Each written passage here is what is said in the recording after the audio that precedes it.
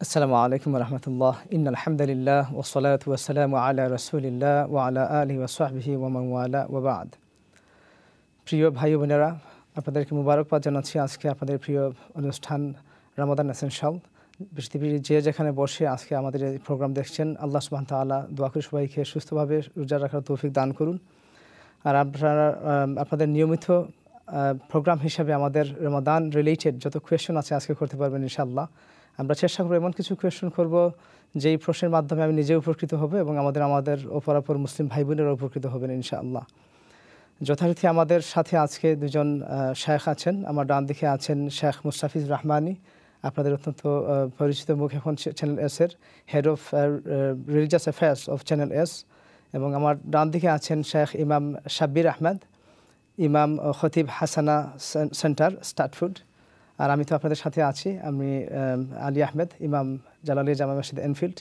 ইনশাআল্লাহ আমরা চেষ্টা করব কোরআন এবং হাদিসের আলোকে আমরা আপনাদের উত্তর দেওয়ার জন্য। স্ক্রিনে আপনারা যে নাম্বার দেখতে পাবেন সেই নাম্বারে আমাদেরকে কল করবেন ইনশাআল্লাহ। Brothers and sisters, all young brothers and sisters, also you are welcome to this Ramadan Essential program. You can call us inshallah. If you have any essential question, you can ask us inshallah. According to Quran and Hadith, we will give you answer that will benefit you inshallah. Sheikh, আমি দান দিক থেকে শুরু করি। আজকে দুজনকে মুবারকবাদ জানাচ্ছি আজকের প্রোগ্রামে। জি, দেখতে দেখতে আমাদের মাস থেকে আজকে 5টি রমাদান রোজা আমরা রাখতেছি, রমাদানের রোজা চলে যাচ্ছে। আল্লাহ সুবহানাহু ওয়া তাআলা আমরা হাদিস শরীফ থেকে জেনেছি যে প্রথম যে 10 দিন, সেই 10 দিনকে অপার অফুরন্ত রহমত আমাদের উপরে বর্ষণ করেন। এই 10 দিন আমাদের মধ্যে 5 দিন চলে গেছে, বাকি 5 দিন আমরা কীভাবে কাটাতে পারি সংক্ষেপে যদি আলোকপাত করেন। শুকরান জাযাকাল্লাহ। ধন্যবাদ জানাচ্ছি আমাদের বড় ভাই আমাদের শাব্বির ভাইকে, এবং ধন্যবাদ জানাচ্ছি আমাদের আলী আহমদ ভাইকে। আল্লাহ সুবহানাহু ওয়া তাআলা আপনাদের এই সময়কে, আমাদের সময়টাকে নাজাতের ওসিলা হিসেবে কবুল করুন, আমিন আমিন। প্রিয় দর্শক, রহমের যে দর্শক আউয়ালুহু রহমা হাদিসের ভাষ্য অনুসারে এই 10 দিনের মধ্যে প্রথম 5 দিন ইতিমধ্যে গত হয়ে যাচ্ছে, আর অল্প একটু সময় বাকি আছে, তাহলে 5টি রোজা শেষ। রমজান মাস যে কিভাবে চলে যায় এটা আসলে আমরা ফিল করি। মুমিন কিন্তু রমজানের জন্য 11টি মাস অপেক্ষমান থাকে। যখন রমাদান শুরু হচ্ছে দ্রুত চলে যায় মুমিনের হৃদয়ে, আকুতি জন্মে, আহা কত দ্রুত চলে যাচ্ছে। আল্লাহু আকবার। রমজানের এই যে রহমতের দশক আমাদের আর আছে 5 দিন। আমি একটা বিষয় বলবো যে এই সময় বান্দাদের উপরে বিশেষভাবে আল্লাহ সুবহানাহু ওয়া তাআলা রহম নাজিল করেন, ক্ষমা করেন। আল্লাহ সুবহানাহু ওয়া তাআলা ক্ষমা করতে পছন্দ করেন, কিন্তু এর মানে এই না যে এই 10 দিন পরে আর বাকি মাসগুলোতে আল্লাহ সুবহানাহু ওয়া তাআলার রহম থাকবে না। বিষয়টা এরকম না। কোরআনুল কারীমে আল্লাহ সুবহানাহু ওয়া তাআলা স্পষ্ট বলেছেন, লা তাকনাতু মির রাহমাতিল্লাহ, আল্লাহর রহম থেকে তোমরা নিরাশ হও না। অন্য জায়গায় আল্লাহ সুবহানাহু ওয়া তাআলা আমাদেরকে বলেছেন যে রহমাতুল্লাহি ওয়াসিআ, আল্লাহর রহমত এটা বিস্তৃত, এটা পরিব্যাপ্ত। এই রহমতটি হচ্ছে সারা বছর ব্যাপী থাকে। তবে আল্লাহ সুবহানাহু ওয়া তাআলা এই মাসে এই দশকে বিশেষভাবে বান্দার দিকে রহমের নজরে তাকান। তাহলে আমাদের করণীয় কি? আমাদের করণীয়, আমাদের এইম, আমাদের ভিশন, আমাদের টার্গেট, আমাদের কাজ সব কিছু হচ্ছে বাকি মাসে যে আমরা গুনাহগুলো করেছি এই গুনাহ থেকে নিজেদেরকে মাফ করিয়ে নেওয়া, ক্ষমা করিয়ে নেওয়া। এই জন্য আমি কয়েকটি টিপস আমাদের দর্শকদেরকে বলবো কোরআন এবং সুন্নাহর আলোকে। 1 নম্বর, রাসূল আকরাম সাল্লাল্লাহু আলাইহি ওয়াসাল্লামের যে হাদিস, মান কামা রমাদানা ঈমানান ওয়া ইহতিসাবা গুফিরা লাহু মা তাকাদ্দামা মিন যামবি। শেষ রাত্রে আপনি ওঠেন, কিয়ামুল লাইল করেন, অথবা রাত 12টার পরে, অথবা তাহাজ্জুদের যে ওয়াক্তটা রয়েছে, বিশেষ করে সাহারির আগে অনেকে আপনারা ঘুম থেকে ওঠেন, একটু আগে উঠে যান। ধরেন 1.5 ঘন্টা সময় নিয়ে উঠলেন, আধা ঘন্টা, 1.5 ঘন্টা আল্লাহর সাথে প্রেম নিবেদন করলেন, মুসল্লায় দাঁড়িয়ে গেলেন, সাজদা অবনত হলেন, নিজের বাবা মার জন্য দোয়া করলেন, নিজের অতীতের গুনাহগুলোর জন্য দোয়া করলেন। আপনি গুনাহ করবেন, আল্লাহ রাব্বুল আলামিন ঠিক সেই সময় যেই সময় বান্দা আল্লাহর কাছে দোয়া করে, আল্লাহ থাকে বান্দার নিকটে। সুবহানাল্লাহ, সুবহান, জাযাকাল্লাহু খাইরান। শেখ, আপনি অত্যন্ত চমৎকারভাবে বলেছেন। ইনশাআল্লাহ আমরা এরকম প্রিপারেশন নেব। শেখ, আসলে আমরা অত্যন্ত ভাগ্যবান, এখন তো দিন ছোটো হয়ে আসতেছে। আমরা 2011-12 যেরকম সামার টাইমে আপ টু 9:15 আমরা ইফতার করেছি, এত লম্বা রোজা, আলহামদুলিল্লাহ। এখন অনেকে টায়ার্ড ফিল করতেছে না, 5 রোজা আমাদের থেকে চলে যাচ্ছে। দর্শকবৃন্দ, আপনাদেরকে একটু রিমাইন্ডার দিয়ে রাখি যে আমাদের এই প্রোগ্রাম চলাকালীন সময়ে আমাদের RFC রমাদান ফ্যামিলি কমিটমেন্ট যে প্রোগ্রাম আছে আমাদের, আমরা গরিব, মিসকিন এবং পৃথিবীর অসহায় মুসলিম ভাই বোনদেরকে সাহায্য করে থাকি। এই প্রোগ্রামের ডোনেশন লাইনটা এখন খোলা আছে। আপনারা যখন ইচ্ছা ফোন করে আপনারা ডোনেশন হটলাইনে আপনাদের অ্যাড্রেস এবং আমাদের ব্যাংক ডিটেলস আছে এখানে, আপনারা দান করতে পারেন। আল্লাহ সুবহানাহু ওয়া তাআলা আপনাদের প্রত্যেকটা ফেনি, প্রত্যেকটা পাউন্ডকে আল্লাহ রাব্বুল আলামিন কবুল করুন। এবং আমরা যথাসাধ্যভাবে আমরা চেষ্টা করি আপনাদের দান সাদাকা নিয়ে তাদের কাছে যথাযথভাবে পৌঁছে দেওয়ার জন্য। আল্লাহ আপনাদের সকলকে কবুল করুন, আমিন। আমি শাইখের কাছে যাচ্ছি। আমরা মনে করি যে যাক রমাদান চলে যাচ্ছে, অনেকেই আমরা ওয়েট করতেছি যে আর 5 দিন আর 25 দিন চলে যাবে। এই রমাদানটা একজন মুমিনের জীবনকে কতটুকু পরিবর্তন করতে পারে, কত বড় একটা বিশাল নিয়ামত, যদি একটু আলোকপাত করেন আমাদের। আসসালামু আলাইকুম ওয়া রাহমাতুল্লাহি ওয়া বারাকাতুহু। আল্লাহুম্মা আনফা'নি বিমা 'আল্লামতানি ওয়া 'আল্লিমনি মা ইয়ানফা'ুনি ওয়া জিদনি ইলমা। আলহামদুলিল্লাহ আলা কুল্লি হাল ওয়া আউযু বিল্লাহি মিন হালি আহলিন নার। সম্মানিত দর্শক শ্রোতা, রমাদান এসেন্সিয়ালসে আমি সকলকে মোবারকবাদ জানাই। আসলে মোবারকবাদ জানাই আর বিশেষত আজকের এই প্রোগ্রামের অত্যন্ত সুনামধন্য প্রেজেন্টার আমাদের সম্মানিত ইমাম আলী আহমদ ভাইকে, এবং সাথে আছেন আমাদের চ্যানেলের অত্যন্ত সম্মানিত দ্বীনি অ্যাসেট শেখ মৌলানা মুস্তাফিজুর রহমান ইসাব হাফিজাহুল্লাহ। আল্লাহ সুবহানাহু ওয়া তাআলা তাদেরকে এবং তাদের ইলমের মধ্যে বারাকা দান করুন, আমিন ইয়া রাব্বাল আলামিন। দর্শক শ্রোতা, আমার আলী আহমদ সাহেব যে পয়েন্টটি আমার সম্মুখে দিয়ে দিলেন যে এই রমাদান আমাদের জীবনে কি পরিবর্তন আনতে পারে, সেটাই নবীজি সাল্লাল্লাহু আলাইহি সাল্লাম যখন মিম্বরে উঠতেছিলেন, জিবরিল আলাইহিস সালাম আসলেন, 3টি দোয়া করলেন, নবীজি আমিন বললেন। এর মধ্যে অন্যতম একটি ছিল যে রমাদান পাইল সে জান্নাত পাইল না, তাহলে তার চেয়ে হতভাগা আর নাই। তাহলে রমাদান আমাদের জীবনে এটাই পরিবর্তন করে যে আমাদের জন্মসূত্রে আমরা জান্নাতি সন্তান, আদমের সন্তান হিসেবে সেই জান্নাত যেন আমরা পেতে পারি। এটাই আমাদের জীবনের সবচেয়ে পরিবর্তন হোক এবং আমাদের প্ল্যান হোক যে আমরা রমাদানকে সামনে রেখে জান্নাতি কাজ করব, জান্নাতি পথে আমরা চলবো, জান্নাতে যাওয়ার জন্য আমরা আল্লাহর কাছে দোয়া চাইব। এবং রমাদানের শুরু থেকে কিন্তু সেই দোয়াটি নবীজি সাল্লাল্লাহু আলাইহি সাল্লাম আল্লাহর কাছে চাওয়ার জন্য আমাদেরকে শিখিয়েছেন। আমরা সকলেই মিলে একবার বলি, আল্লাহুম্মা ইন্না নাসআলুকাল জান্নাতাল ফিরদাউস ওয়া নাউযু বিকা মিনান নার, আমিন ইয়া রাব্বাল আলামিন। জাযাকুমুল্লাহ। জাযাকাল্লাহু খাইরান শেখ। আল্লাহ সুবহানাহু ওয়া তাআলা আমাদের সকলকে এবং যারা আমাদের থেকে চলে গেছেন আমাদের আগে, তাদেরকে জন্য জান্নাতুল ফিরদাউস নসিব করুন, আমরা দোয়া করি, আমিন ইয়া রাব্বাল আলামিন। আপনাদের টিভি স্ক্রিনের সামনে আপনারা নাম্বার দেখতে পাচ্ছেন। ইনশাল্লাহ আমরা ওয়েট করতেছি, যদি কোনো ভাই কোনো বোন আপনাদের জীবন ঘনিষ্ঠ যে কোনো প্রশ্ন আমাদেরকে করতে পারেন। ইসলামের আলোকে আমরা ইনশাল্লাহ আমরা এখানে প্যানেল বসেছি আপনাদেরকে ভালোভাবে কোরআন এবং হাদিসের আলোকে এই জিনিসগুলো বুঝিয়ে দেওয়ার জন্য। আল্লাহ সুবহানাহু ওয়া তাআলা আমাদের চ্যানেলের এই সময়কে কবুল করুন। আমরা যে টাইম দিচ্ছি আমরা সাদাকা হিসাবে যেন এই সময়কে আপনাদের জন্য ব্যয় করতে পারি, আল্লাহ কবুল করুন। শাইখের কাছে আমার প্রশ্ন থাকবে যে এই রমাদান মাসে আমরা যে অনেকে একেবারে অসুস্থ, যাদের একদম এবিলিটি নাই, মানে অতি বৃদ্ধ হয়ে গেছেন, আমি রাস্তায় আসতেছিলাম, একজন ফোন করছেন যে ফিদিয়ার ছোট্ট করে যদি আমরা ডেফিনিশনটা একটু বলি এবং পরিমাণটা। জি, শুকরান, জাযাকাল্লাহ। এক্ষেত্রে আমি কোরআনুল কারীমের যে আয়াতটি আল্লাহ সুবহানাহু ওয়া তাআলা নিজে নাজিল করেছেন যে ফামান কানা মিনকুম মারিদান আও আলা সাফারিন ফাইদ্দাতুম মিন আইয়ামিন উখর ওয়া আলাল্লাযীনা ইউতীকুনাহু ফিদিয়াতুন তুআমু মিসকিন। অর্থাৎ দেখেন, ইসলাম কিন্তু কোনো বিষয় আমাদের উপর চাপায়া দেন নাই। ইসলাম আমাদের যতটুকু সাধ্য রয়েছে আল্লাহ সুবহানাহু ওয়া তাআলা সেভাবেই প্রত্যেকটি বিধান আমাদের উপরে দিয়েছেন। তো কেউ যদি সফরে থাকে অথবা অসুস্থ হয়, মাজুর হয়, এখানে অসুস্থতার দুটো বিষয় রয়েছে, একটা হচ্ছে স্থায়ী অসুস্থতা, আরেকটা হচ্ছে অস্থায়ী অসুস্থতা। দেখতে হবে যিনি ফিদিয়া নিয়ত করেছেন, অর্থাৎ রমজানে রোজা রাখতে পারলাম না, দায় মুক্তির জন্য আমি আল্লাহকে খুশি করার অর্থে গরিব মিসকিনকে যে খাবারটা বা যে পয়সাটা দিচ্ছি দায় মুক্তির জন্য, এটাকে ফিদিয়া বলা হয়। এখন যদি স্থায়ী অসুস্থতা হয় তাহলে ফিদিয়ার বিষয়টা আসবে, যদি অস্থায়ী অসুস্থতা হয় তাহলে কাজার বিষয়টা আসবে। কাজার বিষয়টা কখন আসে? রমজান মাসে আমি হঠাৎ অসুস্থ হয়ে গেলাম, ডাক্তার বলেছেন যে এখন রোজা রাখতে পারবেন না, আপনি এই মেডিসিনগুলো নেন, ঈদের পরে আমি সুস্থ হওয়ার সম্ভাবনা আছে, তাহলে আমি ফিদিয়া দিব না, আমি এক্ষেত্রে কদা করবো আর কি, ওয়েট করবো। হ্যাঁ, যখনই সুস্থ হয়ে যাবে আমি কাজাটা আদায় করে নেবো ইনশাআল্লাহ তাআলা।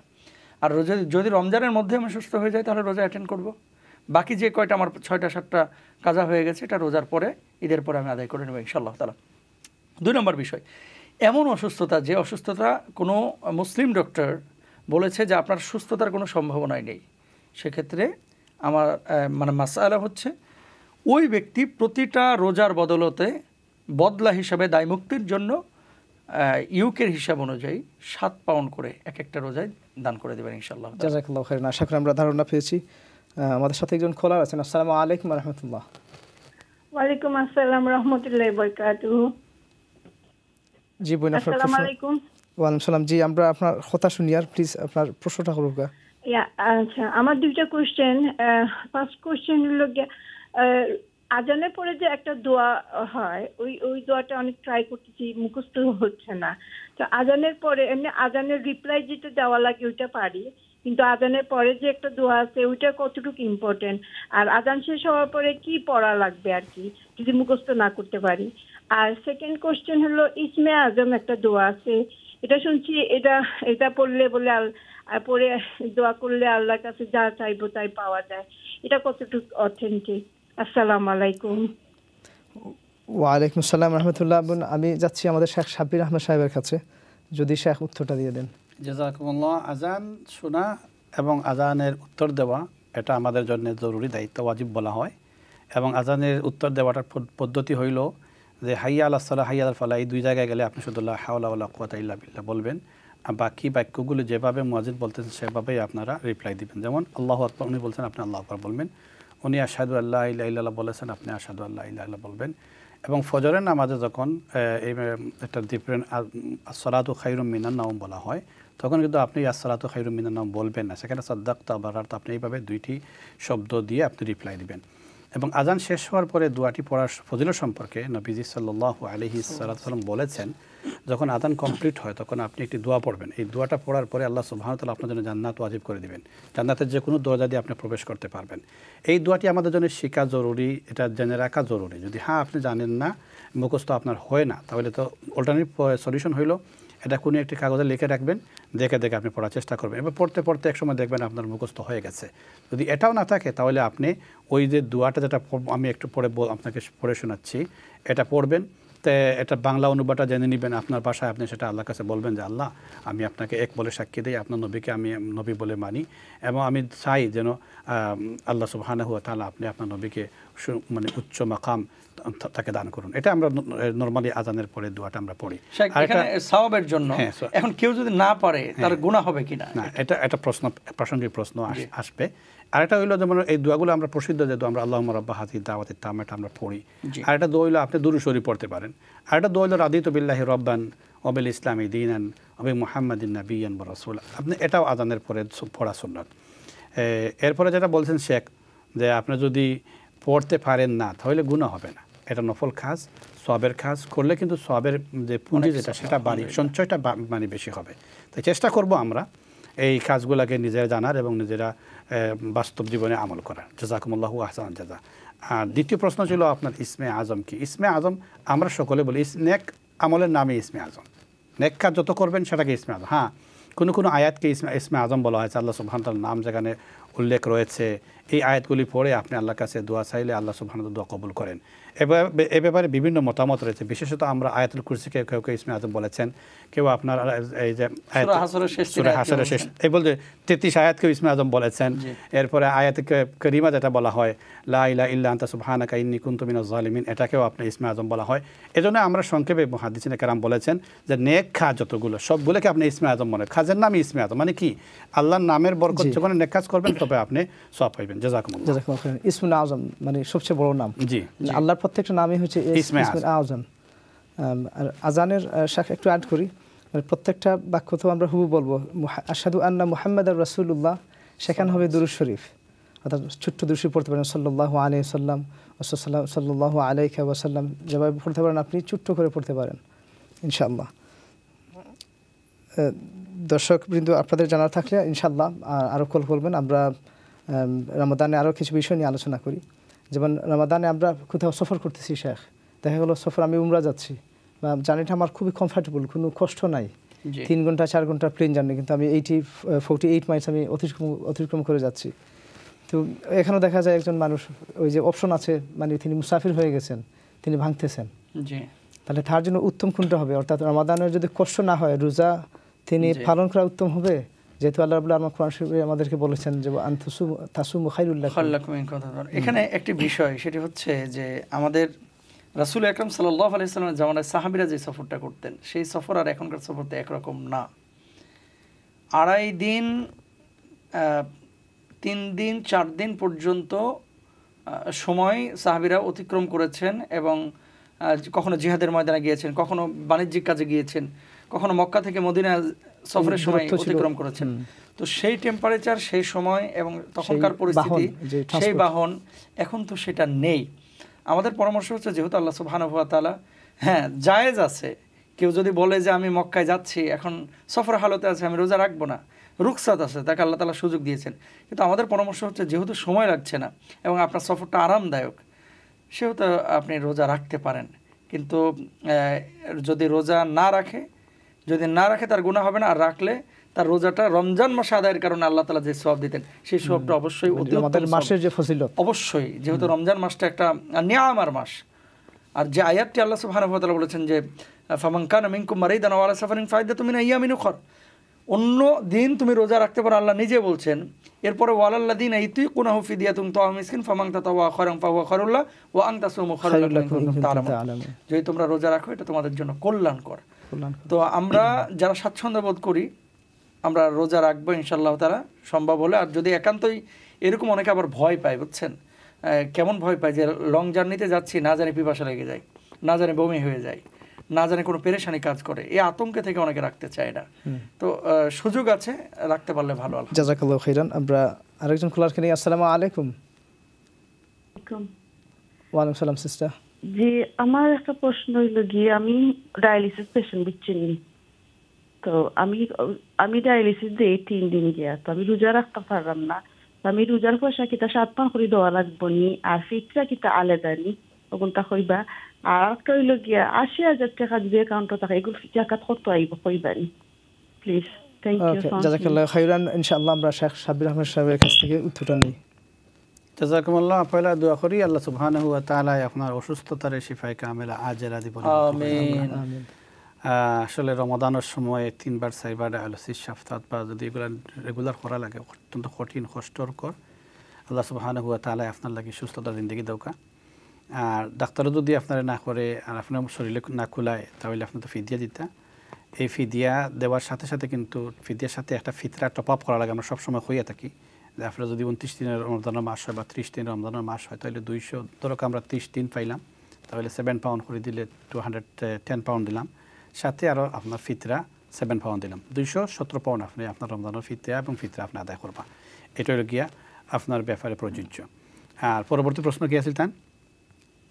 ব্যাংকও যদি 80,000 তাহলে একটা সংখ্যা 2.5% আপনি খাওয়ার কাছ থেকে 80,000 বলতে 80,000 পাউন্ড নিন, 80,000 টাকা, যেহেতু আমরা ক্লিয়ার না আপনার কাছ থেকে, তা আপনার উচিত হইব 2.5% যে অ্যামাউন্ট আছে এর উপরে যদি জাকাত আয়, তাহলে সর্বসা করলে শুধু 80,000 হইতো না। জাকাতের মশলাটা আমরা বারবার ক্লিয়ার করি যে আপনি খালি 80,000 পাউন্ড আছে আপনার খরচের বাদে, এগুলোর উপরে জাকাত দিলে না। 80,000-এর সাথে যদি আপনার স্বর্ণ থাকে কিছু, যেগুলা আপনার নেশাবর খরচের বাদেও আছে আপনার কাছে, অন্যান্য জিনিস আছে যেগুলো ব্যবহার করেন না, তো সবগুলোর একটা মূল্য ধরিয়া এগুলো 2.5% আপনি পার করবা, বার করি আপনি জাকাত দিবা। জাকাতের বিষয়টা কিন্তু ফরজ। এই জাকাতের মাসলাটা আপনার সংশ্লিষ্ট এবং স্থানীয় উলামায়ে কেরামের সাথে সরাসরি যোগাযোগ করিয়া বুঝিয়ে নেওয়াটা কিন্তু ফরজ। এখানে প্রত্যেকের কাছে আপনার টিভি চ্যানেলও 2-1 প্রশ্ন করিয়া সরাসরি উত্তর পাইয়া আপনারা জাকাতের ব্যাপারটা ক্লিয়ার হইতো না। এখন আমরা সবসময় কই, এখান থেকে বারবার আপনার উদ্বুদ্ধ করি, জাকাতের মাসলা ফরজ যেহেতু, এই কারণে আপনারা ফরজ মাসলাটারে আরও গুরুত্ব দিয়া বাঙ্গিয়া এগুলো বোঝার চেষ্টা করবা। জি শেখ, অত্যন্ত গুরুত্বপূর্ণ কথা বলেছেন আপনি, যে অনেক প্রাসঙ্গিক প্রশ্ন থাকে, আপনি হয়তো টিভিতে ফোন করতেছেন, পরবর্তী এই সাপ্লিমেন্টারি কোয়েশনটা করতে পারলেন না, এজন্য আপনার স্থানীয় কোনো শায়েখের কাছ থেকে বিস্তারিত 80,000 কইছেন, 80,000 টাকা নিন, 80,000 পাউন্ড আপনি বা 80,000 সাথে আপনার আর কোনো সম্পদ আছে না, আসলে এর সাথে তো আর কোনো সম্পদ থাকে। জি, জাযাকাল্লাহু খাইরান শেখ, আমাদেরকে জিনিসটা মনে করে দেওয়ার জন্য। আমরা নেক্সট কলার দিকে যাচ্ছি। আসসালামু আলাইকুম। আসসালামু আলাইকুম। ওয়া আলাইকুম সালাম রাহমাতুল্লাহ। ভাই হুজুর, আমি ইনসুলিন দেই, তো ইনসুলিন নিয়ম হইল খাইবার 15 মিনিট আগে বা 20 মিনিট আগে দেওয়া লাগে, তো এটা কিটা ইফতারের আগে দেওয়া যাইব নি?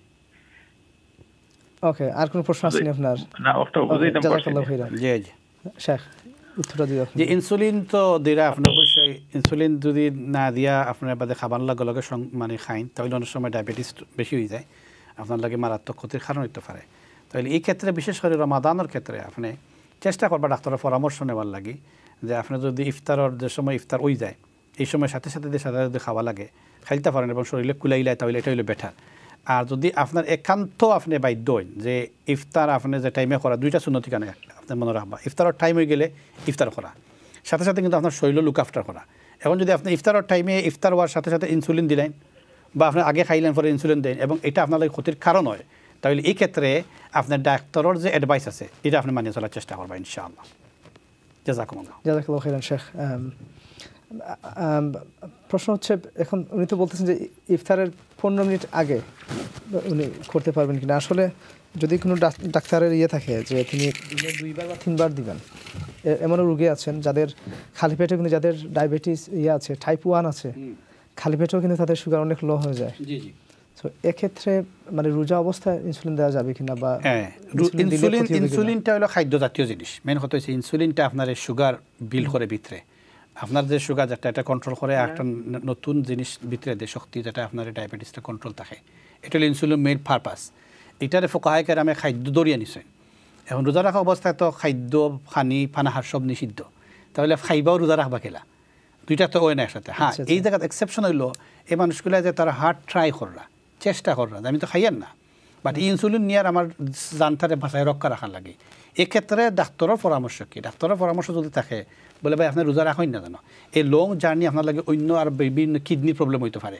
আপনার লং টাইম মানে বেমার ফেলাই দিতে পারে তাহলে বলি নাফসিকা আলাইকা হাক কোন বলি জাসাদিকা আলাইকা হাক নবীদের হাদিস আছে এই ক্ষেত্রে আপনি আপনার শরীরের সম্পূর্ণ সুস্থতার লাগিয়া আপনি যদি কনসিডার করলেন যে মাইন্ড করার কথা না যেহেতু আল্লাহ সুবহান নিজে কইছেন যে আল্লাহ রোজা ফরজ করে দিচ্ছেন ও আল্লাহ কইরা যে আপনি যদি ওমান কানা মিনকুম মারিদান আও আলা সাফারিন তুমি অসুস্থ অথবা তুমি এবার সফরের মতো জিনিসও যাওগে তাহলে তো স্কিপ করার সুযোগ আছে এবং আল্লাহ সুবহানাহু ওয়া তাআলা আপনারা আমার দুইটা জিনিস দিচ্ছেন দেখো কত একটা হইল গিয়া শরীয়তের ক্ষেত্রে আজমত একটা শরীয়তের ক্ষেত্রে আপনার রুখসত এবং রুখসতটা কিন্তু উম্মতে মুহাম্মাদের লাগে একটা বিউটি অফ উম্মতে মুহাম্মাদি মানে শিথিলতা প্রত্যেকটা মাসালার ক্ষেত্রে এবং এগুলো আপনারা প্রযোজ্য হয় আপনার সুযোগ সুবিধা অনুসারে মনে করি এই পুরনো প্যাকেজ যেগুলো আছে মাঝে মাঝে এগুলো ইউজ করা বালা ইনশাআল্লাহ জাযাকাল্লাহু খাইরান শেখ সুন্দর করে বলার জন্য আরেকজন খোলা আমাদের সাথে আছেন আসসালামু আলাইকুম হ্যাঁ ঠিক আছে আসসালামু আলাইকুম খোলা আচ্ছা সম্ভবত খোলা লাইন হারিয়ে ফেলেছেন ইনশাআল্লাহ আবার আসবেন তো শেখ বলছেন যে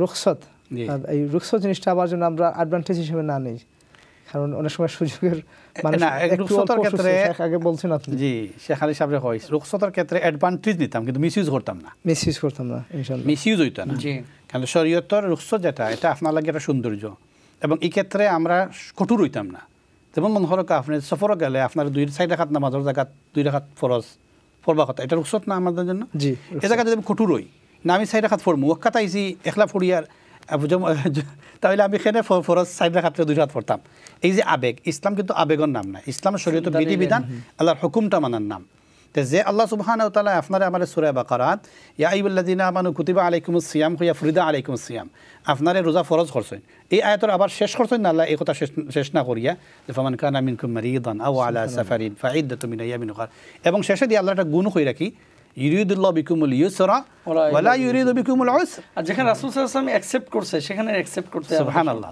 আল্লাহ রাসূলের আবেগ তো তার দ্বীনের প্রতি ভালোবাসা তো আমাদের চাইতে কোটি কোটি গুণ বেশি সুবহানাল্লাহ শেখের কাছে আসি আমরা আরেকজন খোলার কিনে আসসালামু আলাইকুম খোলার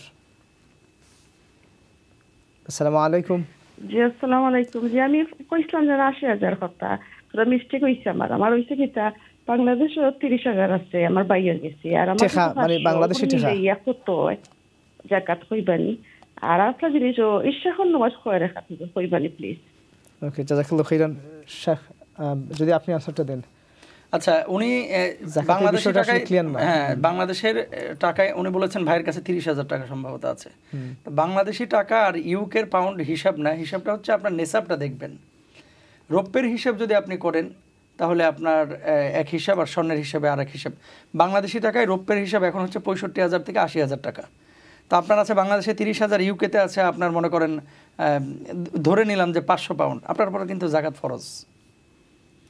ফরজ তো ৮০,০০০ তো অনেক দূরের বিষয় তো জাকাত যদি ফরজ হয়ে যায় এখন আপনি কতটুকু দিবেন মূলত হচ্ছে মিল্কিয়ারটা আপনার মালিকানায় আছে কিনা সেটা বাংলাদেশে থাকুক কানাডায় থাকুক আমেরিকায় থাকুক আর ইউকেতে থাকুক আপনার মালিকানায় যদি অর্থটা থাকে অবশ্যই ২.৫% আপনাকে দিতে হবে ১০০ টাকায় ২৫০ টাকা আপনাকে জাকাত দিতে হবে এটা হচ্ছে মাসালা আর ইশরাকের নামাজের ব্যাপারে আপনি যে প্রশ্নটি করেছেন যে কত রাকাত পড়বেন আপনার মানে যতটুকু আপনার সাধ্যে আছে 2 রাকাত পড়তে পারেন, 4 রাকাত পড়তে পারেন, 6 রাকাত পড়তে পারেন, 8 রাকাত পড়তে পারেন, আপনি যা সাধ্য আছে আপনি পড়তে পারেন ইনশাআল্লাহ, সমস্যা নেই। জাযাকাল্লাহু খাইরান। আসলে শেখ, যাকাতের মাসালা যদি একদম সহজ, কিন্তু আমাদের যারা ভাই বোন আছেন ওনারা বছরে 1 বার 2 বার জিজ্ঞেস করেন বা এটা নিয়ে চর্চা করেন, এর জন্য মনে হয় যে যাকাতটা না জানি কত। আর আমরাও সহজ করেই উপস্থাপন করব, অনেক সময় কঠিন করে বললে মানুষজন গুলিয়ে ফেলায় আর কি। যে আসলে ইজি হয় এরকম, যদি স্বর্ণ থাকে এবং কিছু টাকা আছে যে দেশেই থাক, মানে স্বর্ণের যতগুলো স্বর্ণ আছে ওইটার বর্তমান বাজার মূল্য আপনি জিজ্ঞেস করবেন। পুরনো স্বর্ণের কিন্তু পুরনো মানে কম দাম হয়, নতুন যেটা আছে এটার মার্কেট প্রাইস অনেক বেশি। এই সবগুলো যদি আমরা একসাথে প্রাইস হিসাব করি, যে বাংলাদেশে আছে 80,000 টাকা, এইখানে আছে স্বর্ণ ধরেন 5 ভরি বা 10 ভরি, আরও কিছু টাকা, সবগুলো প্রাইসের মধ্যে যদি আমরা টোটাল করে নিই, তখন এটাকে আমরা ক্যালকুলেট করলাম 2.5%, 2.5%, একদম সহজ। আপনি এখন ইচ্ছে করলে যাকে ইচ্ছা দিতে পারেন, আপনার নিকটবর্তী গরিব যারা আছেন তাদেরকে দিতে পারেন। এখন ফিতরার বিষয়টা যখন আসছে, আমরা সবসময় বলি যে 7 পাউন্ড। জি, তো অনেকে আছেন মিলিয়নার, অনেক ধনী বিজনেসম্যান আছেন, ভালো আল্লাহ তৌফিক দিয়েছেন তাদেরকে। তো ফিতরার যদি একটু ব্যাখ্যা করি, শেখ একটু বলেন যে মানে সর্বনিম্ন কত হবে এবং আর কি কি জিনিসের মূল্য বা জিনিস দেওয়া যায় হাদিস শরীফ থেকে একটু। সবচেয়ে বড় তো হইল গিয়ে ফিদিয়া আমরা দেই, বিশেষ করে এটা আমরা ফিতরা কথা। কুরবানি আইলে আমরা সবসময় কই, আমি চ্যানেল আছো, কুরবানি আইলে আমরা প্রত্যেকে চেষ্টা করি বড় বড় পশু যেগুলো আছে, সেও উট, এর তৌফিক না হইলেও উটের তৌফিক বানাইয়া আমরা কুরবানি করি। আলহামদুলিল্লাহ, এটা বালা, কারণ ওয়া ফি যালিকা ফালিয়াতানাফাসিল মুতানাফিসুন, নেকির কাজে আপনি কম্পিটিশন করতে, এটা লগি আপনার সৌন্দর্য। তাহলে ফিতরা ক্ষেত্রে ইয়ালে আমরাও দোষ আছে যারা আমরা সমাজে পরিচালনা করি, আমরা এবছর ফিতরা 7 পাউন্ড, তো ফিতরা এবছর 7 পাউন্ড, তো উনিও 7 পাউন্ড, আমিও 7 পাউন্ড, আপনি 7 পাউন্ড। তো আর অথচ দেখা যাবে ইনকাম আপনার আমার সবার কিন্তু সমান নাই, ইনকাম জেনারেট ওর ডিফারেন্ট জায়গা থেকে, এবং ইনকামের অ্যামাউন্টও বাড়ে ডিফারেন্ট ওয়ে। তখন এই হাদিস নবী করিম সাল্লাল্লাহু আলাইহি ওয়াসাল্লামে কইছেন সর্বনিম্ন যদি আমরা একটা ধরি, যে আপনার যে গম হয়নি, গম আটা, তে আটার মূল্য ধরলে এক দাম, কিসমিসের মূল্য ধরলে আরেক দাম, সানার দাম ধরলে আরেক দাম, খেজুরের দাম ধরলে আপনি উত্তম আজওয়াটা হলো আরেক দাম। এই কারণে আমরা গত বছরও দেখছি যে একজন মানুষের যদি যারা মিলিয়নার আছেন বা আল্লাহ পালা তৌফিক রাখছেন, চাইলে আপনি মিলিয়ে হইতে পারেন। আপনার যদি চাইন ফিতরা দিতে কিতার লাগি, যে গরিবের 80 মুখ ফুটাইবার লাগি, আপনার রোজাটা কমপ্লিট সওয়াব পাইবার লাগে। 2টা কারণ মানে ফিতরা দেওয়ার লাগে, তোরাতুন লিসাইম ও তোআমাতুল লিল মাসাকিন, 2টা কন্ডিশন দেওয়া হয়েছে, মানে উদ্দেশ্য। চেষ্টা করবা আপনি সর্বোচ্চ প্রায় দেখা যায় একটা ফিতরা শেখ সাহেব প্রায় 185 পাউন্ড পড়ে যায় এক ফিতরা। 185 পাউন্ড যদি আপনি এক ফিতরা হয়, 185 পাউন্ড ওই বকিলা। আপনার যদি বালা মানর আজওয়ার যে দাম এখন মার্কেটও, 1 কেজি আজওয়া কত শেখ? এক সময় আমরা লইলে এখনও দেখছি 15 to 20 পাউন্ড, 50 পাউন্ডের উপরে যায় কি, 50-র উপরে না, 15 না শেখ। আচ্ছা, পালা যেটা আপনার ফ্রেশ, তো মানে ফ্রেশ যেটা। আচ্ছা, এখন যারা মিলিয়ন তাহলে তো আপনার পালা দাম দরকা। তো আমরা কইলাম এখন বাসপার লাগি আমরা কইয়া থাকি ঠিক আছে 7 পাউন্ড, 7 পাউন্ড দিলাইলেন। আর ওটা যদি ক্লিয়ার মাসলা কেন, যদি মিলিয়ন আর 7 পাউন্ড দিলেন তাই কিন্তু রক্ষই দিব, কিন্তু যত বেশি দিবা সব তত বেশি পাইবা। এখন কত হইলো ভাই, চয়েস আমার, আমি সব বেশি নেবার লাগি ফিতরা দিতাম না জান বাঁচাইবার লাগি ফিতরা দিতাম। ইনশাল্লাহ এই বিষয়ে আবার আমরা আসতেছি শাইখের কাছে। আরেকজন কলার কিনে আমরা। আসসালামু আলাইকুম। ওয়ালাইকুম আসসালাম ওয়া রাহমাতুল্লাহি ওয়া বারাকাতুহু। জি ভাই, আপনার প্রশ্ন?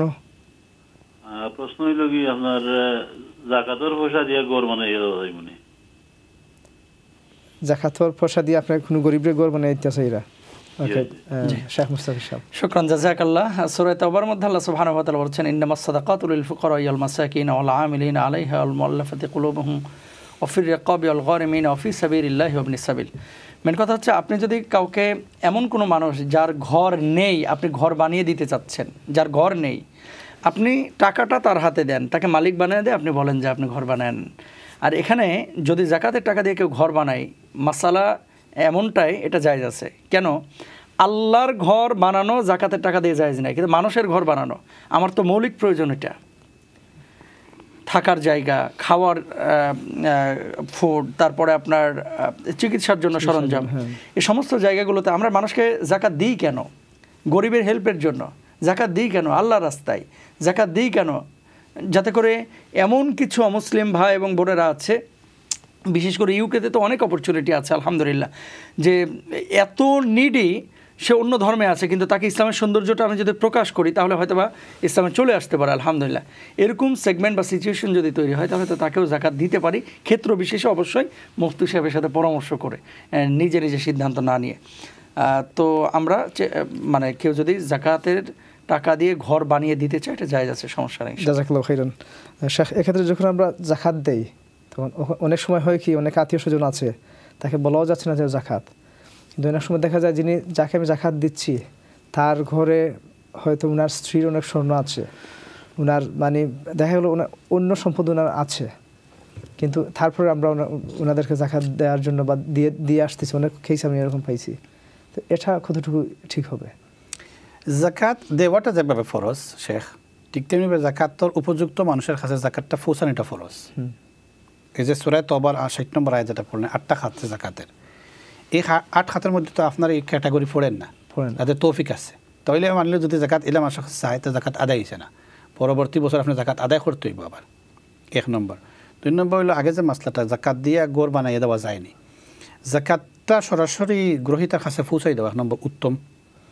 কিন্তু আমরা যে অনেক প্রজেক্ট হল আমরা নেই, বিশেষ করে ইউনিকের প্রজেক্ট হল নেওয়া হয় যে এমন কিছু জায়গা আছে, এমন কিছু মানুষ আছে, লোক আছে যাদের কাছে আপনি যাওয়া সম্ভব নাই, আর এরা আপনার কাছে যাওয়া সম্ভব নাই।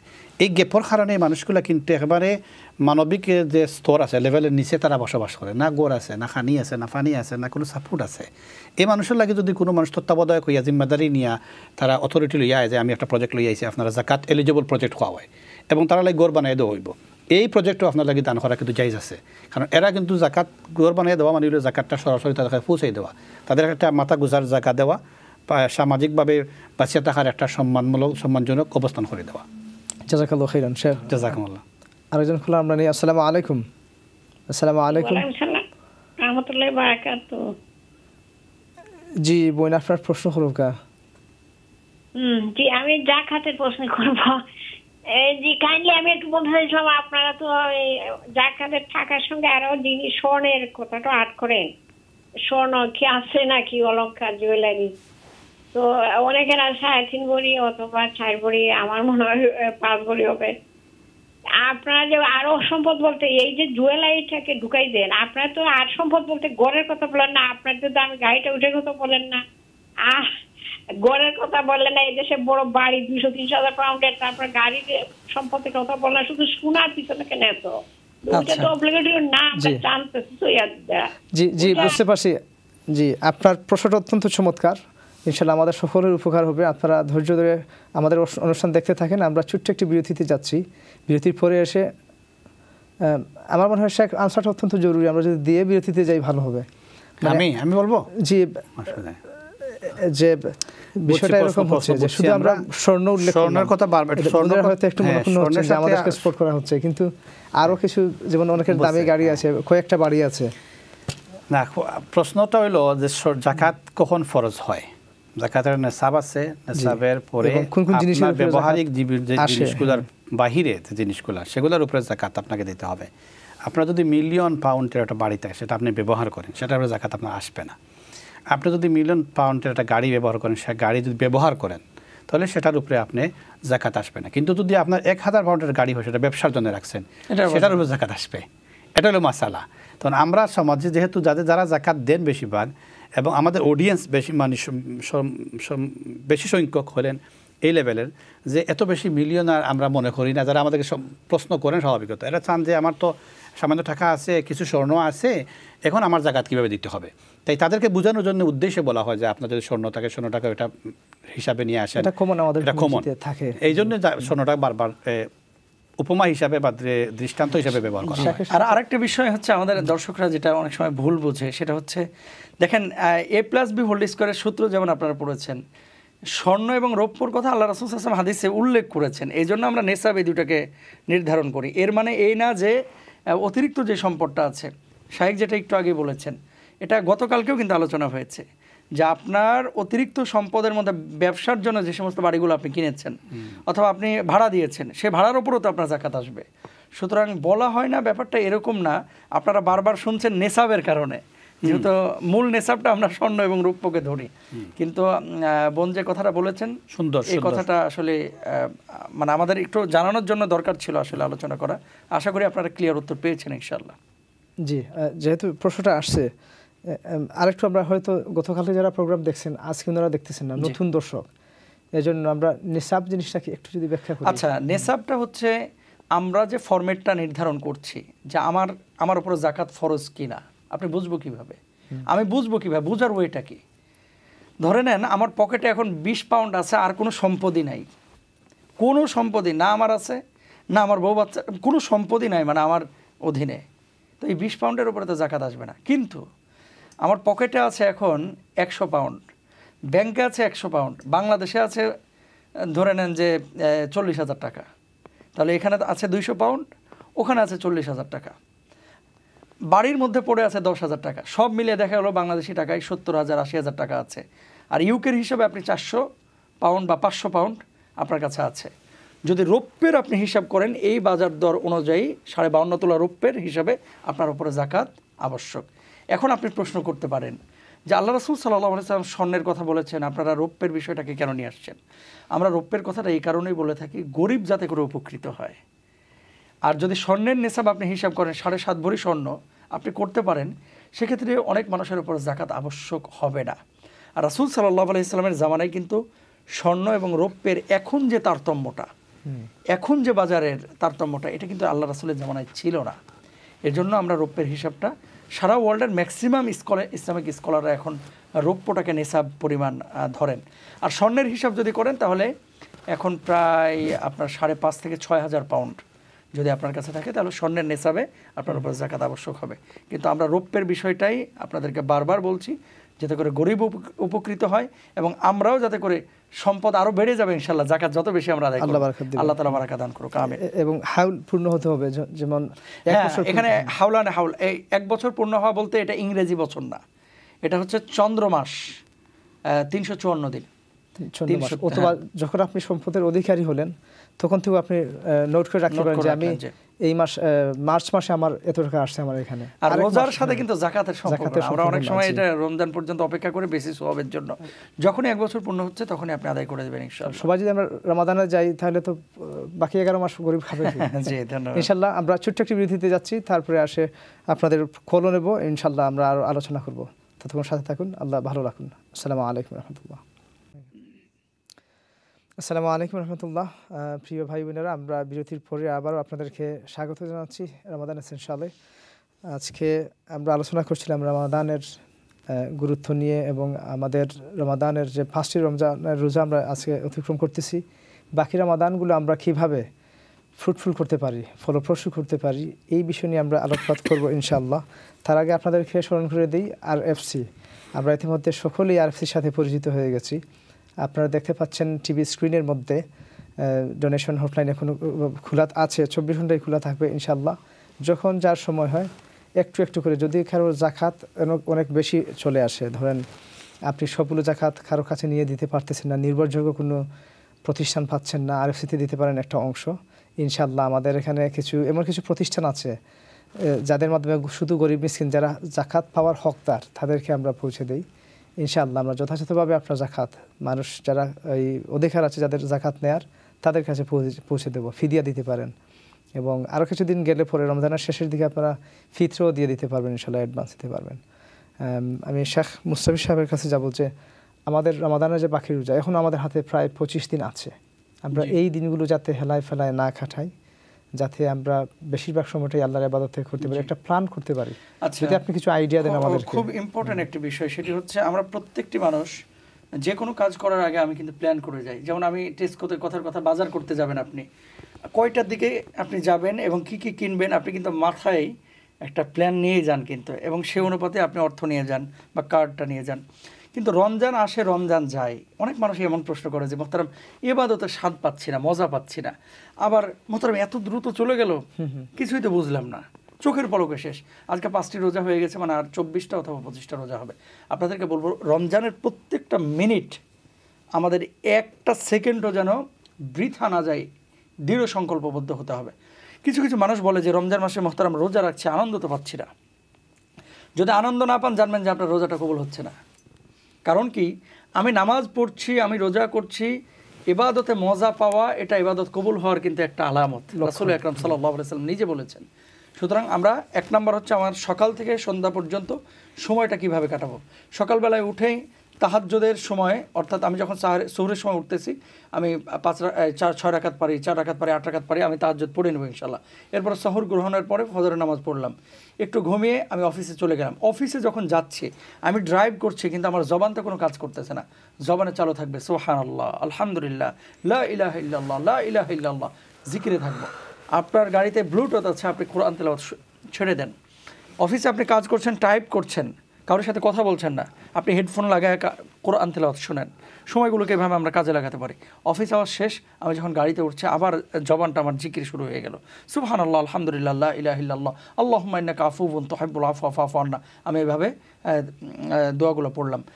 নামাজ 5 ওয়াক্ত আমি আদায়ের ফাঁকে ফাঁকে প্রত্যেক ওয়াক্ত নামাজের পরে অন্তত 5টা মিনিট, 10টা মিনিট আমি কোরআনুল কারিমের একটা পৃষ্ঠা অথবা 5টা পৃষ্ঠা আমি পড়বো এবং বুঝে পড়ার চেষ্টা করবো ইনশাল্লাহ। আমি 3টা হাদিস প্রতিদিন পড়ি রিয়াদুস সালেহিন থেকে, প্রত্যেকটা নামাজের পরে। ইফতারের পরে একটা সময় থাকে, যে সময়টা তারাবির আগ পর্যন্ত, এই সময়টা আমরা মসজিদে একটু আগে ভাগে যাই। হাসানা সেন্টারের মতো অনেক সেন্টার আছে ইউকেতে, যে সেন্টারগুলোতে আলহামদুলিল্লাহ তারাবির পূর্ববর্তী অনেক মেসেজ দেওয়া হয় এবং পরবর্তী সময়েও অনেক হালাকা হয়। তো আমরা এই জায়গাগুলোতে গিয়ে ওনারা মেসেজ দিবে, স্কলাররা, আপনারা শুনবেন। এই শোনার মধ্যেও সওয়াব এবং বলার মধ্যেও সওয়াব ইনশাআল্লাহ তাআলা। তো আপনি শোনার পরে আপনি বাসায় আসলেন, আসার পরে আবার আপনি একটু তেলাওয়াত করেন এবং বুঝে বুঝে তেলাওয়াত করার চেষ্টা করেন ইনশাআল্লাহ তাআলা। এবং এই রমজান মাসে প্রতিদিন পারিবারিক একটা হালাকার আয়োজন করেন। পারিবারিক হালাকা মানে হচ্ছে স্ত্রী এবং সন্তানদেরকে নিয়ে আপনি 2 পৃষ্ঠা ফাজাইল আমল থেকে পড়তে পারেন, রিয়াদুস সালেহিন থেকে পড়তে পারেন, বুখারী থেকে পড়তে পারেন, তিরমিজি থেকে পড়তে পারেন, কোরআনুল কারিমের কিছু মেসেজ তাদের সাথে শেয়ার করতে পারেন। ইফতার যেভাবে একসাথে আপনারা করেন, আমরা এইভাবে করতে পারি। প্রতিদিন 2 পৃষ্ঠা পড়েন, অথবা 3টা হাদিস পড়েন, অথবা 2টা আয়াত নিয়ে কথা বলেন ইনশাআল্লাহ তাআলা। এবং আপনাদেরকে বলি, যারা এখনও করেন নাই, বিশেষ করে আপনারা এখানে তো ব্যাংক পাওয়া যায়, ছোট ছোট বক্স, সাদাকা বক্স তৈরি করে এখানে লিখে দেন যে সাদাকা বক্স। লেখার পরে বাড়ির একটা জায়গায় রাখেন, যাতে করে বাচ্চারা কয়েনগুলো নিয়ে এসে এখানে রাখতে পারে। এবং আপনারাও কয়েনগুলোকে রমজান মাসে যেগুলো বাইরে কয়েন পাবেন, পয়সা, পাউন্ড, পেনি, এগুলোকে আপনারা সাদাকা বক্সে দেন। দেওয়ার পরে আপনারা 27-এর রাত অথবা রমজানের শেষ দশকে এগুলো আবার বিতরণ শুরু করেন। আর আরেকটি কথা বলবো, প্রত্যেকেই প্রতি রাত্রে অন্তত 10 পাউন্ড করে দান করার চেষ্টা করেন। লাভ আছে কি, যে কোন দিন শবে কদর এটা তো আমিও জানি না, আপনিও জানেন না, আমার সাব্বির ভাইও জানে না। তো আমি যদি প্রতিদিন 10 পাউন্ড করে দিই, কনফার্ম আমি শবে কদরে 10 পাউন্ড দিচ্ছি।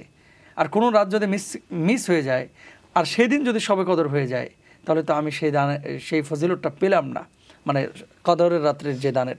তো আমি যদি প্রতিদিন কিছু কিছু দান করি ইনশাআল্লাহ তাআলা, তাহলে আমি সেই ফজিলত, অর্থাৎ শবে কদরের রাতে দান করা, লাইলাতুল কদরি খায়রুম মিন আলফি শাহর, আমি দান করবো সেই দিন 1000 মাস দান করার মতো সব আল্লাহ তাআলা দেবেন ইনশাআল্লাহ। জাযাকাল্লাহু খাইরান শেখ, চমৎকারভাবে আপনি আমাদের একটা রুটিন বা আমাদের ডে প্ল্যান করেছেন। শেখের কাছে যাচ্ছি যে রাসূলুল্লাহ সাল্লাল্লাহু আলাইহি ওয়াসাল্লাম রমাদানের শাবানের শেষ দিনে একটা খুতবা দিতেন। হযরত সালমান আল ফারসি রাদিয়াল্লাহু তাআলা আনহু, লম্বা হাদিস। এই হাদিসের আলোকে আমরা যদি একটু শুনি যে রাসূল যেরকম আমাদের শেখ বলেছেন, আল্লাহ রাসূল সাল্লাল্লাহু আলাইহি ওয়াসাল্লামও ছোট্ট করে প্রত্যেকটা পয়েন্ট আউট করেছেন যে এই রমাদানের মধ্যে আমরা কী পেতে যাচ্ছি, কী নিয়ামত, কতগুলো বেনিফিট আছে। জাযাকুমুল্লাহু আহসানাল জাযা। তত সুন্দর এবং প্রসিদ্ধ হাদিস সালমান আল ফারসি রাদিয়াল্লাহু তাআলা আনহু বর্ণনা করেছেন। ইমাম বাইহাকী রাহমাতুল্লাহ আলাইহি হাদিসটি উল্লেখ করেছেন। অনেক উলামায়ে মুহাদ্দিস সেটাকে সহিহ বলেছেন, আলহামদুলিল্লাহ।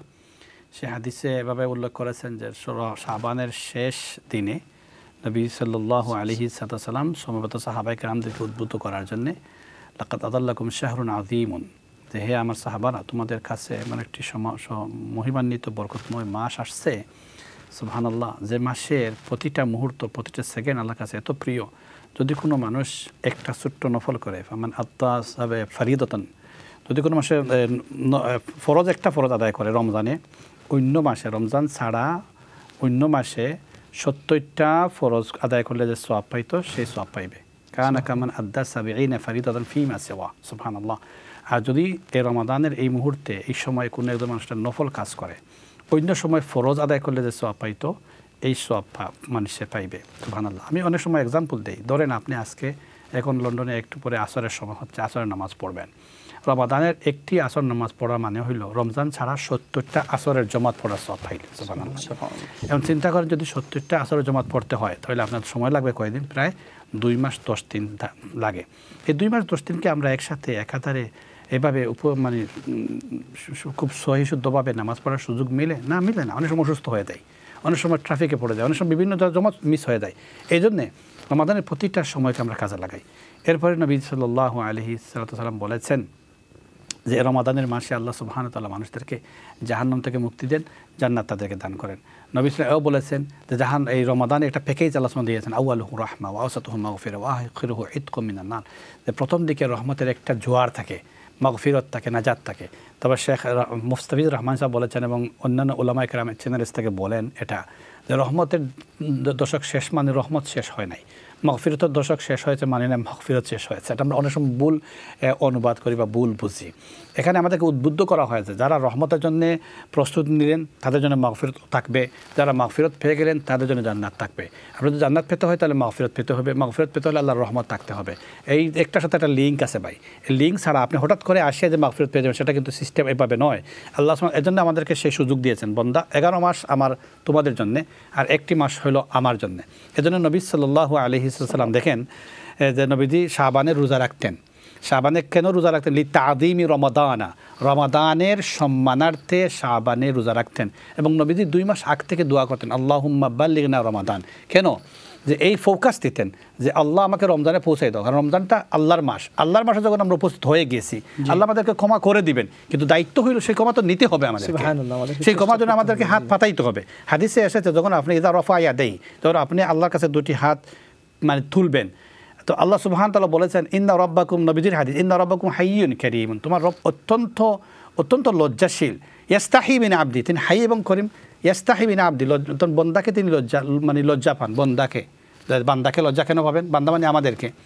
যখন আমরা গুনাহ করে 2টি খালি হাত আল্লাহর কাছে পাঠাই আর বলি আল্লাহ ইন্নী যালামতু নাফসি যুলমান কাসীরা, আমি তো আমার জীবনটাকে গুনাহ করে নষ্ট করে দিয়েছি, তুমি ছাড়া যাওয়ার কোনো জায়গায় মাফ করে দাও। আইয়ারুদ্দাহুমা সিফরান, আল্লাহ সুবহানাহু একজন বান্দাকে তার খালি হাতে ফিরে দিতে সেটা আল্লাহর কাছে লজ্জা লাগে। তো এই বরকতময় মাসে যদি আমরা আল্লাহর কাছে হাত তুলি, আর হাদিসে তো এসেছে লা খালুফু ফামিস সাইমি আতিয়াবু মিন রিহিল মিসকি, একজন রোজাদারের যদি মুখের গন্ধ, যেটাকে আমরা দুর্গন্ধ বলি, এই দুর্গন্ধটা যদি মিসকে আম্বরের চেয়ে আল্লাহর কাছে প্রিয় হয়, সেই রোজাদারের মুখের কথা কত মূল্যবান হতে পারে সেটাকে আমরা এখানে ইমাজিন, আমরা কি কোনো কল্পনা করেছি? এই রোজাদারের হাতের দরা কত মূল্যবান হতে পারে, সেই রোজাদারের মুখের উচ্চারিত কোরআনের তিলাওয়াত কত সম্মানিত মহিমান্বিত হতে পারে। সেই রোজাদার যখন মাটিতে লুটিয়ে পড়িয়ে সুবহান রাব্বিল আলা বলবে, সুবহান রাব্বিল আলা বলবে, তার সম্মান তার মর্যাদা কত হতে পারে। আমরা একজন কলার কিনে ইনশাআল্লাহ আপনার সাথে আবার ফিরে আসবো। আসসালামু আলাইকুম রাহমাতুল্লাহ। কলার, আসসালামু আলাইকুম। আসসালামু আলাইকুম। ওয়া আলাইকুম সালাম ওয়া রাহমাতুল্লাহ। স্টুডিও দিবানি প্লিজ। স্টুডিওতে আপনি আমরা লগে মাত্রা। জি ভাই। আচ্ছা, আমি একটা জিনিস জানতাম স্যার, যে আমার মনে করুক এই একমাত্র উমরা করার অবস্থা আছে হয়তো যাওয়ার মতো, কিন্তু হজ করার মানে তৌফিক আমার নাই। তাই উমরা কিতা আমি যদি আগে উমরা করিতে কিতা আমার উপরে কিতা হজ ফরজ হইবনি? আর কোন প্রশ্ন আছে নি আপনার? জাযাকাল্লাহু খাইরান। আমরা শাইখের কাছ থেকে জিনিসটা জেনে নিই। জি, শুকরিয়া। কুরআনুল কারীম আল্লাহ সুবহানাহু ওয়া তাআলা বলছেন ওয়ালিল্লাহি আলান নাসি হিজ্জুল বাইতি মান ইসতাতা ইলাইহি সাবিলা। তো হিজ্জুল বাইতি মান ইসতাতা ইলাইহি সাবিলা বলতে আল্লাহ সুবহানাহু ওয়া তাআলা সামর্থ্যের কথা যে বলেছেন। একটা ভুল কনসেপ্ট আমাদের সমাজে আছে যে আমরা মনে করি যে উমরা যে করতে পারে তার উপরে হজ ফরজ হয়ে আছে। ব্যাপারটা কিন্তু এরকম না। অথবা কেউ মনে করেন যে হজের আগে উমরা করলে হবে না। হ্যাঁ, এটা মনে করে, এটা একটা ভুল কনসেপ্ট আমাদের সমাজে। উমরার সাথে আসলে হজ্জের কোনো সম্পর্ক। উমরা হচ্ছে নফল আর হজ হচ্ছে ফরজ। কাদের উপরে? জাকাত কি সবার উপরে ফরজ না? যাদের সামর্থ্য আছে, হাওলানে হাওল 1 বছর যারা 354 দিন অতিরিক্ত সম্পদ যার কাছে আছে, নেশাব পরিমাণ সম্পদ অতিক্রম করেছে 1 বছর, এই সম্পদের উপর দিয়ে তার উপরে জাকাত ফরজ।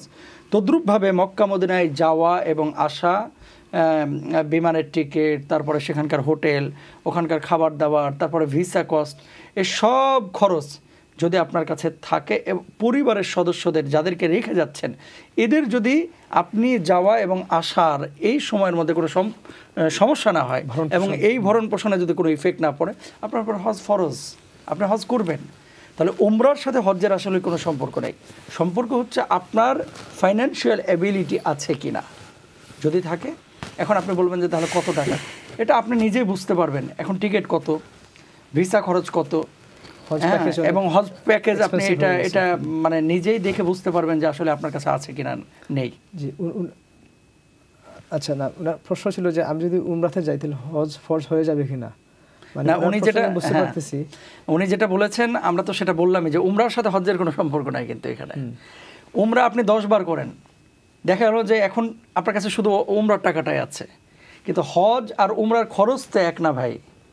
হজ্জের খরচ, হজ্জের সফরে মিনিমাম মানুষ অনেকে আছে যে 40 দিন থাকে, এবং সেখানকার হোটেল রেট আর উমরার যে হোটেল রেট একরকম থাকে না। তো উমরা আপনি এবছর গিয়েছেন, 3 বছর পরে আবার গেলেন, আপনার যদি তবে একটা কথা এখানে বলতে হয়, যারা উমরায় যায় অধিকাংশ মানুষই আপনার তাদের রক্ষিত বা জমাকৃত কিছু অর্থ থাকে, অথচ এটা কিন্তু অনেকেই খেয়াল করে না। যদি নিসাব পরিমাণ সম্পদ থাকে, নিসাব পরিমাণ বলতে ওই যে অতিরিক্ত খরচটা, পারিবারিক ভরণ পোষণ এবং যাওয়া আসার যে কস্টিংটা তার যদি থাকে, অবশ্যই তাকে হজ করতে হবে। আর উমরা এটা অনেক মানুষ যায় যাদের উপর হজ ফরজ না, অনেক মানুষই যায় উমরা।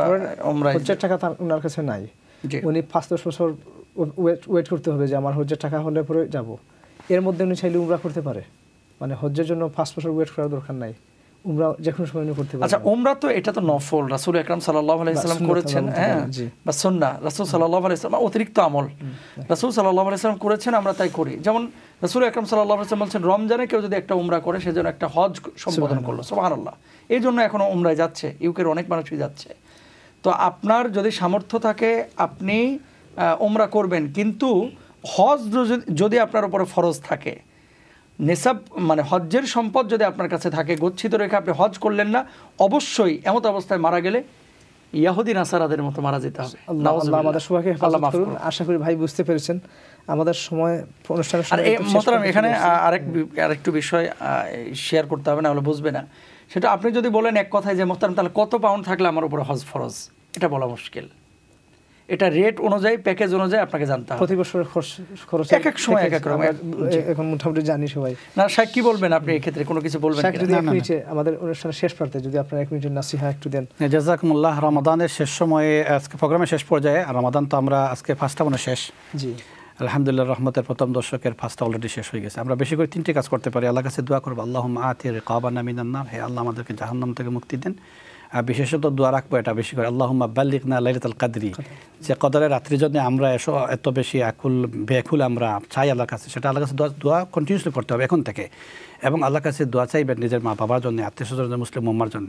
আল্লাহ সুবহানাহু ওয়া তাআলা এজন্যই কোরআনে যে আয়াতগুলোতে রোজার ফরজ হুকুম বর্ণনা করেছেন, সেখানে সে আয়াত অ্যাড করে দিয়েছেন, ওয়াইজা সাআলাকা ইবাদি আন্নী ফাইন্নী করিব, বান্দা যখন তুমি আমার কাছে কিছু চাইবে জেনে রাখো আমি আল্লাহ তোমাকে কাছ থেকে শুনতেছি। তাই চলুন আমরা সকলে মিলে আল্লাহর কাছে সে দোয়া করি, এবং আল্লাহর কাছে এটা দোয়া করি আল্লাহ আমাদের দোয়াগুলোর জন্য কবুল এবং মঞ্জুর করুন। জাযাকুমুল্লাহু খাইরান শেখ, আপনাদের দুজনকে অসংখ্য মুবারকবাদ। আপনাদের মূল্যবান সময় এবং মেধা সবকিছু মিলিয়ে আমাদেরকে অত্যন্ত সুন্দরভাবে নসিহত করেছেন। ইনশাআল্লাহ আগামীকাল আবার একই সময়ে আমাদের রমাদান স্পেশাল প্রোগ্রাম দেখার আমন্ত্রণ রইল। আর আপনাদের ডোনেশন হটলাইন এখনও খোলা আছে ইনশাআল্লাহ। RFC-তে আপনারা যথাসাধ্য সহযোগিতা করুন। আল্লাহ সুবহানাহু ওয়া তাআলা আমাদের রমাদানকে ফলপ্রসূ করুন এবং লাইলাতুল কদর আমাদের ভাগ্য নসিব করুন। সাল্লাল্লাহু তাআলা আলা খাইরি খালকি মুহাম্মাদিন ওয়া আলা আলিহি ওয়া সাহবিহি আজমাইন। আমাদের অনুষ্ঠান শেষ পর্যায়ে আপনাদেরকে বিদায় নিচ্ছি আজকের মতো। আসসালামু আলাইকুম ওয়া রাহমাতুল্লাহ।